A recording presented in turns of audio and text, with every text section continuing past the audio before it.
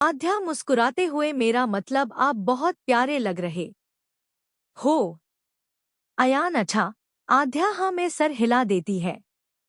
अद्वैत अयान को किसी और पर ध्यान देता देख इरिटेट हो रहा था, इसलिए वो उनके पास जाकर अयान को अपने गोद में उठाते हुए कहता है, अयान चलो यहाँ से, ऐसे किसी से बात नहीं करते। अयान उसकी गोद में मचलते हुए, पल पापा वो तो मेरी दोस्त है। अद्वैत प्यार से, ऐसे किसी को दोस्त नहीं बनाते बेटा। अयान अपनी पलकें झपकाते हुए, पल वो तो अच्छी है पापा। अद्वैत, और तुम्हें कैसे पता वो अच्छी है? अयान मुंह बनाते हुए तयोंती, वो ऑल छपते टला सुजे देखतल मोह नहीं बढ़ाती वलना। आपते आफिस्ती साली ललतियां मुझे देखतल मोह बढ़ाती है। अद्वैत को ये सब सुनकर काफी गुस्सा आ रहा था। अद्वैत बेटा, आपने मुझे ये सब पहले क्यों नहीं बताया? अयान दूसरी तरफ मुंह घुमाकर, मेला मन नहीं था वो बातें करते हुए कब आराधना जी के पास आ गए, उन्हें पता ही नहीं चला। दूसरी तरफ आध्या मानसी से पूछ सेकंड फ्लोर के एक कमरे के तरफ बढ़ जाती है, क्योंकि सगाई अभी तक हुई नहीं थी, इसलिए वो घर तो जा नहीं सकती थी, इसलिए वो कमरे में आती है और अपने पर्स से सुई धागा निकालती है जो वो इमरजेंसी के लिए रखती थी। वो वॉशरूम में जाती है और अपना ब्लाउज उतार उसमें 2 टांके लगाकर ब्लाउज को सेट करती है और फिर उसे पहनने लगती है। यहाँ अयान को वॉशरूम जाना था तो वो अद्वैत के तरफ देख कहता है, पापा पापा, मुझे छुछू आई है। अद्वैत बिना कुछ बोले उसे गोद में उठाता है और 3rd फ्लोर के तरफ बढ़ जाता है, जहां लड़के वालों ने रूम बुक किया था, पर 2nd फ्लोर तक पहुंचते ही अयान का कंट्रोल खत्म होने लगता है तो वो अद्वैत के कहता है, पापा मैं और लुत नहीं छकता। ये सुनकर अद्वैत 2nd फ्लोर के फर्स्ट कमरे में घुस जाता है, जहां इस वक्त आध्या थी। अद्वैत रूम में आता है और वॉशरूम के तरफ बढ़ जाता है, लेकिन वॉशरूम का दरवाजा लॉक था। वो नॉक करता है तो अंदर अपनी डोरी बांध रही आध्या दरवाजे के तरफ देखती है और फिर जल्दी से अपनी डोरी बांध दरवाजा खोलती है। अपने सामने आध्या को खड़ा देख अद्वैत जल्दी से उसका हाथ पकड़ उसे साइड करता है और अयान को लेकर वॉशरूम में घुस जाता है और दरवाजा लॉक कर देता है। आध्या हैरानी से कभी वॉशरूम तो कभी अपने हाथ के तरफ देखने लगती है। आध्या हैरानी से कभी वॉशरूम तो कभी अपने हाथ के तरफ देख रही थी। वो बाहर जाने के लिए दरवाजे के तरफ बढ़ती है, लेकिन दरवाजा बंद देख अपना सर पकड़ लेती है। कुछ समय बाद अद्वैत अयान ये साथ वॉशरूम से निकलता है और बेड पर बैठ जाता है। आध्या उन्हें देख चिंतित होते हुए कहती है, आप दोनों ठीक तो है ना? अयान उसके तरफ देख हाँ में सर हिला देता है। अद्वैत उसे देखते हुए, तुम अभी तक यहाँ से गई नहीं? आध्या उसे घूरते हुए, सब आपकी मेहरबानी की वजह से। अद्वैत उसकी बात सुन उसे घूरते हुए, क्या कहा तुमने? आध्या गुस्से से, और क्या कहूँ मैं? अरे, जब दरवाजा बंद नहीं है तो आपको सोचना चाहिए, न किसी कारण से नहीं बंद होगा, लेकिन नहीं, आपको तो बस अपने मन की करनी है। दरवाजा जाम था इसलिए मैंने उस बंद नहीं किया था, और आपने क्या किया? दरवाजा बंद कर दिया। अब पता नहीं हम कब तक यहाँ अटके हुए रहेंगे। उसकी बात सुन अद्वैत दरवाजे के पास जाकर उसे खोलने की कोशिश करता है, लेकिन नहीं खुलता। वो आध्या के तरफ देखता है तो वो कमर पर हाथ रख उसे ही घूर रही थी। अद्वैत बड़बड़ाता है, कहाँ फंस गया मैं? अयान आध्या के तरफ देखते हुए पली अब तया हम यही रहने वाले है। आध्या उसके पास बैठते हुए नहीं बच्चे, आपकी परी है न, वो कुछ ना कुछ कर ही लेगी। उसकी बात सुन अद्वैत फिर बड़बड़ाता है, हाँ अब ये परी अपनी परी वाली शक्तियां दिखाएगी। आध्या उसके तरफ सर घुमाते हुए, जुबान से ज्यादा न दिमाग चला लीजिए, कम से कम कोई सॉल्यूशन तो निकले। अद्वैत उसे उंगली दिखाते हुए, अपनी एडवाइस न अपने पास रखो, क्योंकि मुझे किसी की एडवाइस लेना पसंद नहीं, और मुफ्त की तो बिल्कुल नहीं। मैं अपनी मर्जी का मालिक हूं और मैं वही करूंगा जो मेरा मन करेगा। आध्या अपना सर न में हिलाते हुए बड़बड़ाती है, पता नहीं कौन सा मनहूस समय था वो जब मुझे इस अकड़चंद से प्यार हो गया जिसे सीधे मुंह बात तक करना नहीं आता। उसके बाद वो बेड से उठती है और अपने पर्स से फोन निकाल मानसी को फोन लगा देती है। अद्वैत भी अपने जेब से फोन निकाल आराधना जी को फोन लगा देता है। हेलो मानसी, दूसरे तरफ से फोन उठते ही आध्या कहती है, हाँ आध्या, कहाँ है तू?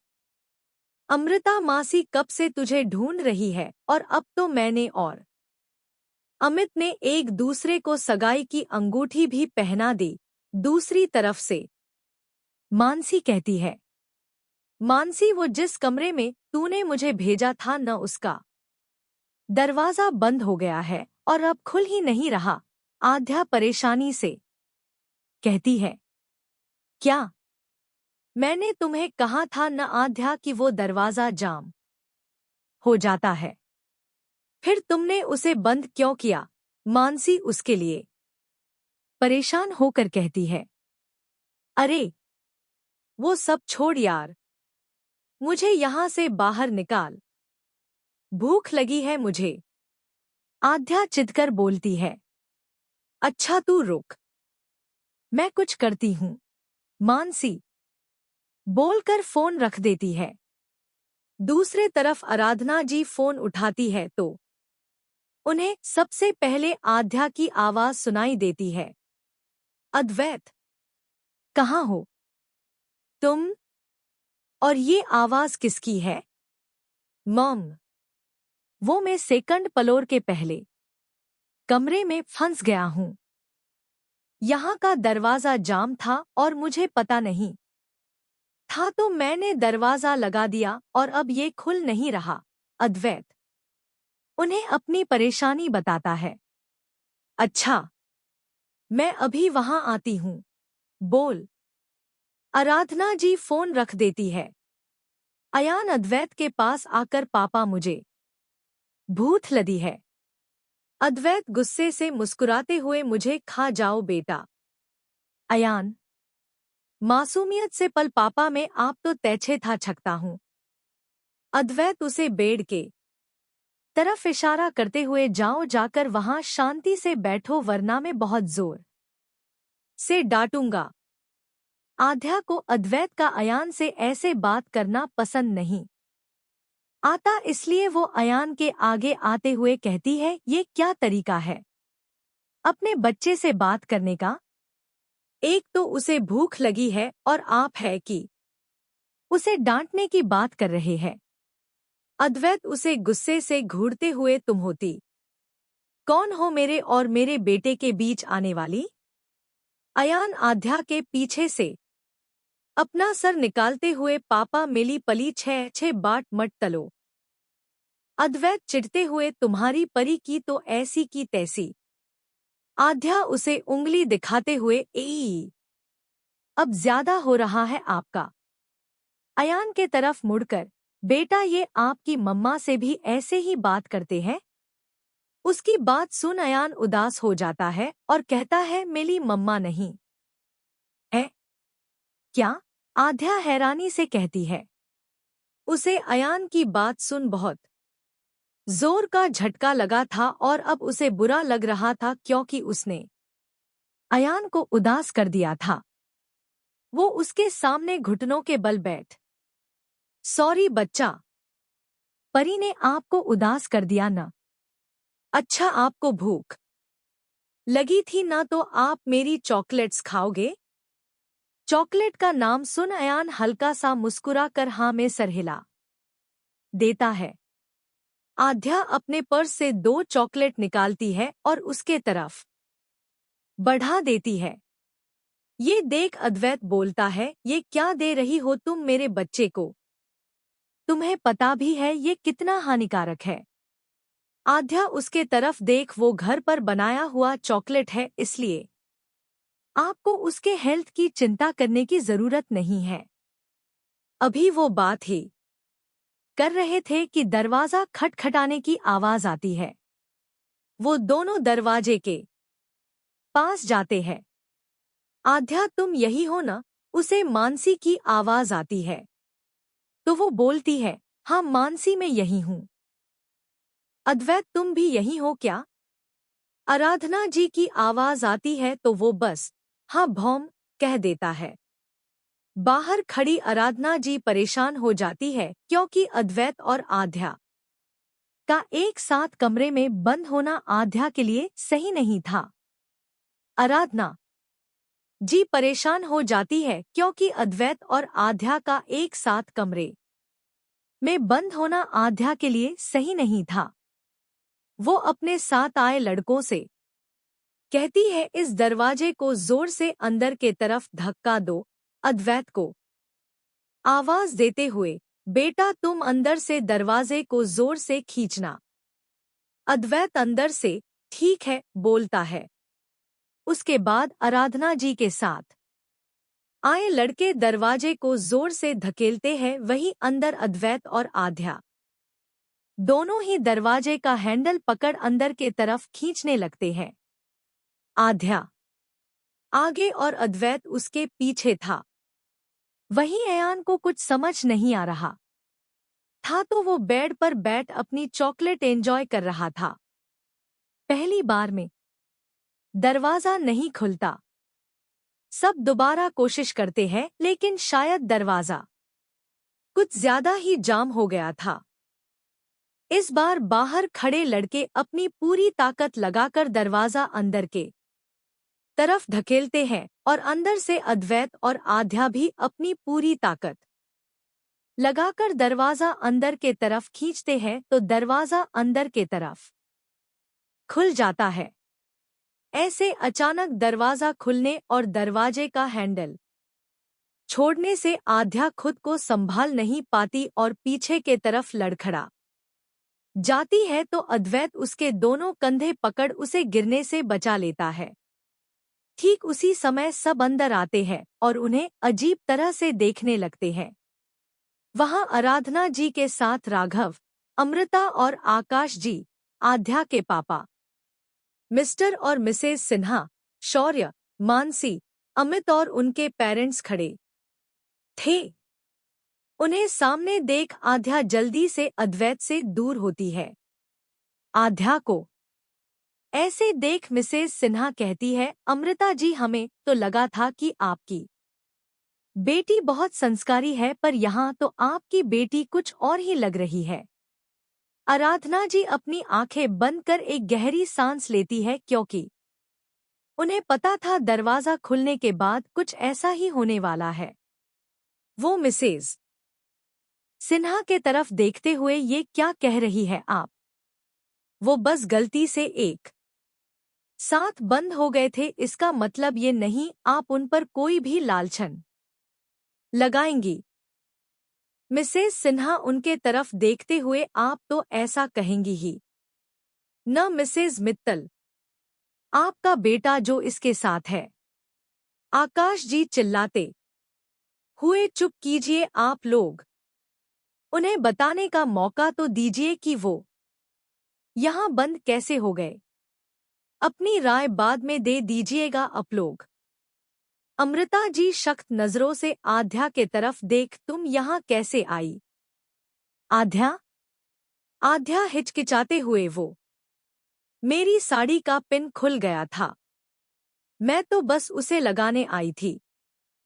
अद्वैत के तरफ देख, मुझे नहीं पता ये यहाँ कैसे आ गए? राघव जी अद्वैत के तरफ देखते हुए, तुम यहाँ क्यों आए अद्वैत? अद्वैत एक नज़र सबको देखता है और कहता है, मैं कोई मुजरिम नहीं हूँ डैड, जो आप लोग मुझे कटघरे में खड़ा कर मुझसे सफाई मांग रहे हैं।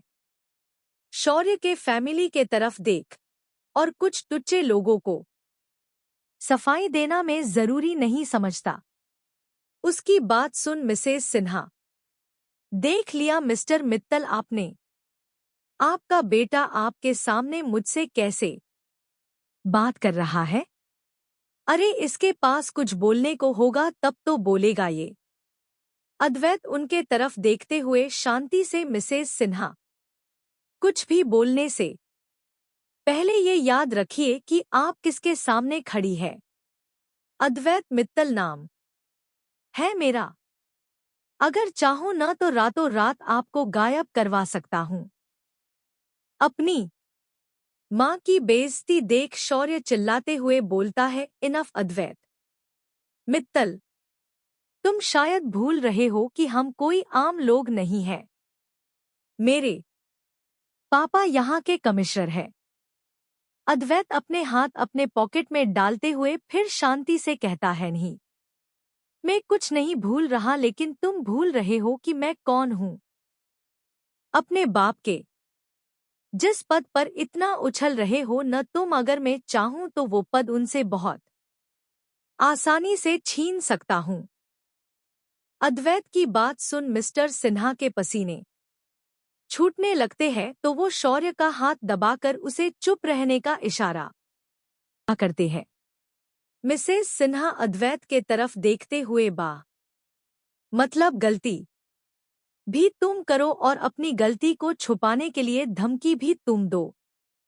अजीब है न, तुम उसी कमरे में आए जहां ये लड़की पहले से ही मौजूद थी। इसने बुलाया था क्या तुम्हें?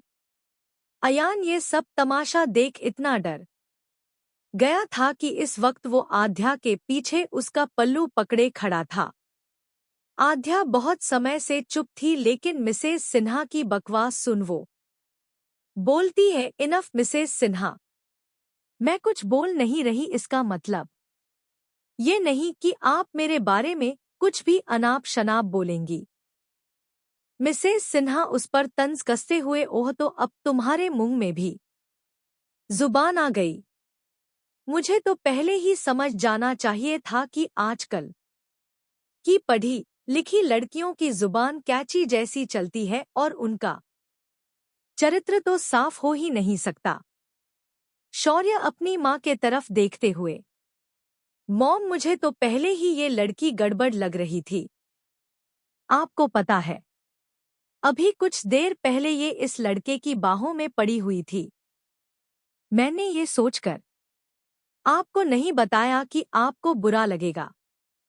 अपना फोन में आध्या और अद्वैत की तस्वीर दिखाते हुए, ये देखिए मिसेस सिन्हा जब वो फोटो देखती तो सबको दिखाते हुए कहती है, देखिए आप लोग खुद अपनी आंखों से देखिए।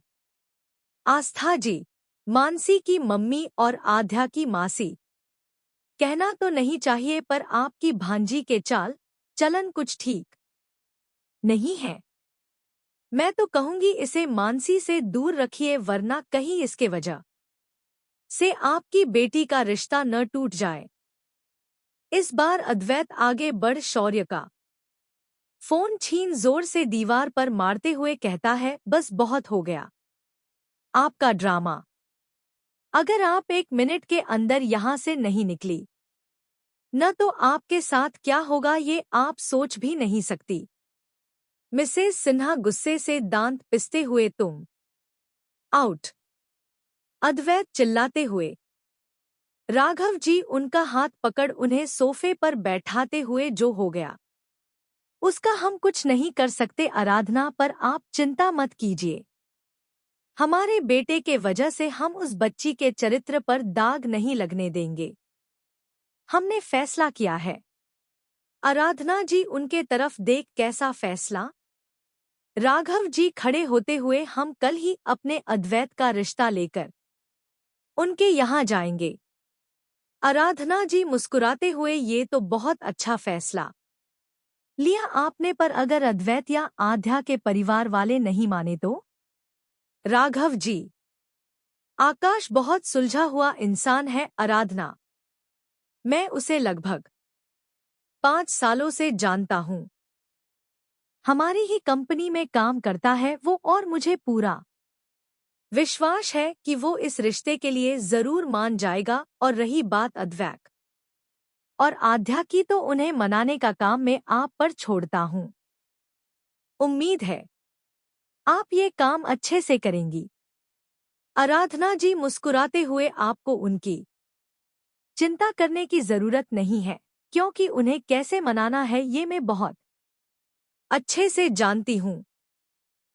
राघव जी, चलिए चलकर सो जाते हैं, क्योंकि कल से बहुत मेहनत करनी है हमें। आराधना जी हाँ में सर हिलाती है और फिर वो दोनों सोने के लिए अपने कमरे के तरफ बढ़ जाते हैं। अद्वैत का कमरा। अयान अद्वैत के सीने पर लेटा हुआ था और अद्वैत उसके बाल सहलाते हुए आज जो कुछ भी हुआ उसके बारे में सोच रहा था। अयान अपना सर उठा अद्वैत के तरफ देखते हुए, पापा आज सब मेरी परी और आप पर गुस्सा क्यों कर रहे थे? अद्वैत उसके तरफ देखते हुए, क्योंकि वो बुरे लोग थे बेटा। पापा ने आपको बताया है न, बुरे लोग हमेशा अच्छे लोगों को परेशान करते रहते हैं। मैं और आपकी परी दोनों ही अच्छे हैं, इसलिए वो लोग हमें परेशान कर रहे थे। अयान उदास सी शक्ल बनाते हुए, पर मुझे बिल्कुल अच्छा नहीं लगा जब वो आपके और परी के बारे में बुरा बुरा बोल रहे थे। अद्वैत उसका सर सहलाते हुए, तो आपके पापा और परी ने भी तो उन्हें सुनाया न, फिर आप क्यों उदास हो रहे हो?